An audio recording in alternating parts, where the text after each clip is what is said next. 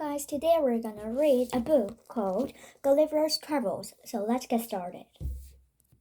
Gulliver's Travels by Jonathan Swift. A Voyage to Lilliput. There it is, I shouted, a carriage for London. Four powerful black horses pulling a dust-covered carriage appeared on the street leading to my father's small island. The carriage swayed like a ship on a stormy sea. In a few minutes, I would say goodbye for my father and begin a life of adventure. The carriage stopped, and I climbed in. I strung my head out of the window. I want to see the whole world, Father, I said. My father smiled.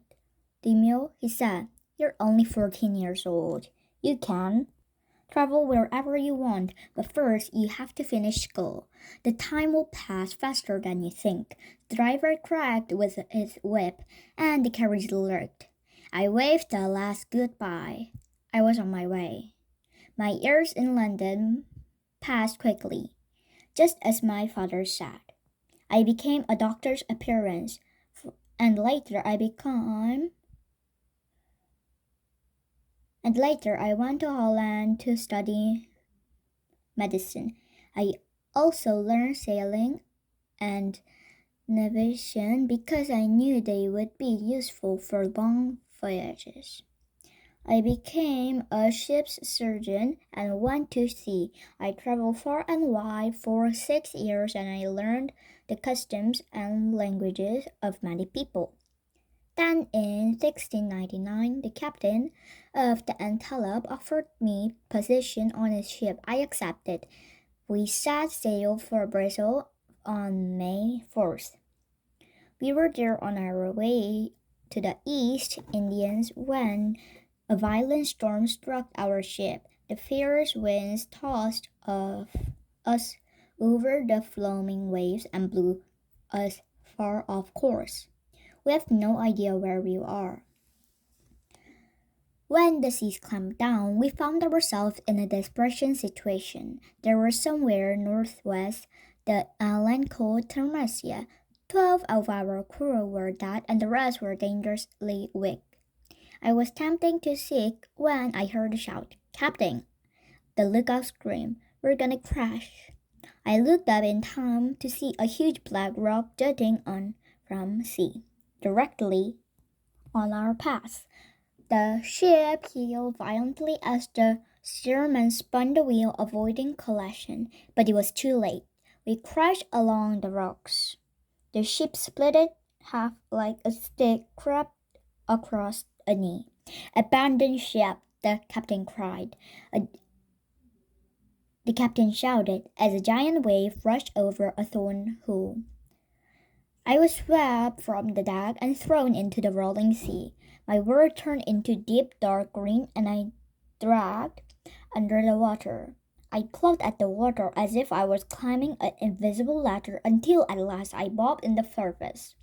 The bow of the Antelope loomed over my head. The ship lurched with a rush of air that sounded like a sigh. The proud ship slipped over the wave and it was gone. Mr. Gulliver, over here, said the first mate. He and the 4 others clung on the side of the boat and skimmed down the slope of a towering wave toward me. I grabbed his hand as the boat shot by. Once we were clear of the rock, I clambered aboard. We were saved, but there were at the mercy of pounding sea. To the worst men, the mate shouted, pull for your lives. We each grabbed an oar and began to row. It was all we could keep the boat pointing to the raging wind. It was hopeless. One by one the men fell over their oars exhausted. The boat drifted helplessly. A hissing sound filled the air, louder than the roar of the storm. The sky turned blacker than black as the roared wave, taller than the ship's mast, loomed over the horizon. It headed to our small boat with speed of a cannonball. It struck the boardide and lifted us into the air. We hung the spade for a moment and fell back down the sea. Upside down, I came on the surface this time.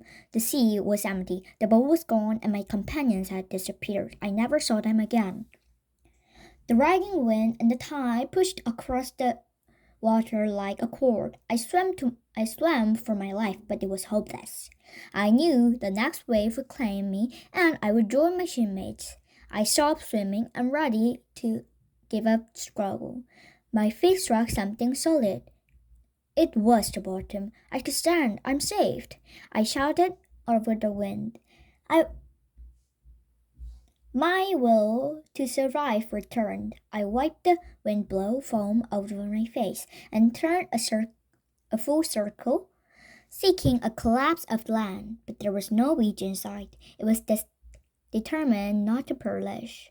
So I turned my back as the wind blew again and walking through the waist-deep water. I had to walk about a mile when I spied an empty beach through the mist of dying storm. I hurried toward it and did not stop until my feet were firmly planted on exposed sand. The beach was empty as a farmer's field, and winter. Is this my fate? I shouted. I am alive, but how long could I survive in this barren place like this? I pushed the island, hoping to find some life, but the land was as bare as a beach. By nightfall, I was too tired to take another step. The patch of grass and lay down my back. Exhausted, I closed my eyes and fell into deep sleep. I had never slept more soundly. Chapter 2. I am captured. The sun was high in the sky when I awoke. I blinked my eyes. The memory of the storm and my comrades faded as in a black dream. I remembered where I am and smiled. I am safe, I said. That is all that matters. No sooner were the words out of my mouth than I heard a faint rustling sound, like a scurrying of a small animal in the grass. I thought nothing of it. My first task was to explore this place and to find help. I tried to lift my hat, but it wouldn't move. What's this? I said. I have tangled my hair in these bamboos. I tried to raise my arms to feel my hair, but I couldn't move them either. I tried to lifting my legs, but they were also struck to the ground. I was thoroughly puzzled. I tipped my hat forward an inch and turned my eyes down and so can look go on. Good heavens, I exclaimed. I'm tied to the ground. I couldn't believe my eyes. My entire body were covered by hundreds of little ropes no thicker than thread. They were everywhere, crossing my chest, arms, and legs, as it was a giant spider of woven me into the web. Each rope was tied and pin-sized stake that was driven solidly into the ground. My long hair was also tied in stakes, and that was driven solidly to the ground. I lay on my back in the hot sun, able to move. I was dumbfounded. I am a prisoner, I cried. But who captured me? I heard the rustling noise again. At the same time, something moved in my left leg. I thought a mouse had found me. I wanted batted away, but my arms wouldn't budge. The creature walked over my stomach and moved slowly to my chest, where it stopped below my chin. I took a huge gulp of the air. I think I could blow them away, but I tipped my eyes so what to see in the air, and gasped. Woof! I exclaimed. It's not possible. Standing in the middle of my chest was staring into my face that I just fell into the air. It was perfectly formed, a little man less than 6 inches tall. I blinked 20 times in disbelief, but each time my eyes opened, he was still there. He wore ordinary clothes and looked very big, like anyone I ever seen in London. His hands was miniature, bow loaded with tiny arrows smaller than a sewing needle. I quivered, filling with my arrows, and spun his back. A little man, I exclaimed. At the sound of my voice, the man raised his raised its bow, and pointed at my nose. At the same time, another row of tiny footsteps clambered my body. No fewer than 40 more little men formed rank behind first. I am dreaming, I shouted as loud as I could, hoping the noise would make me up. Instead, it rolled like thunder, and the little people for their lives, jumping and falling to the ground. The place was silent for many long minutes. The murmur rose from the grass. As curiosity got my best on them, the band of little men curiously climbed back on my chest. The first man had seen the leader of bolder than the others. He walked to my chin and tapped the tip of the elbow. He peered in my face and opened his mouth to speak, but it shouted for me to hear a squeal of little voice. Bad language was once I never heard. I couldn't understand you, I whispered, so I wouldn't frighten them. I wanted to face him to stop so I could struggle breathe my bones. I pulled my left arm free and turned my head silently.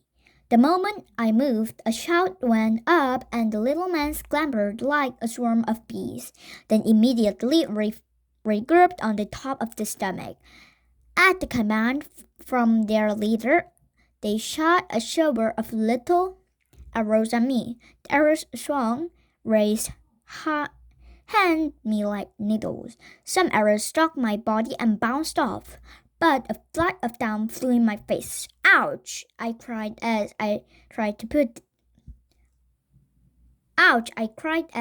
put my hand to protect my eyes.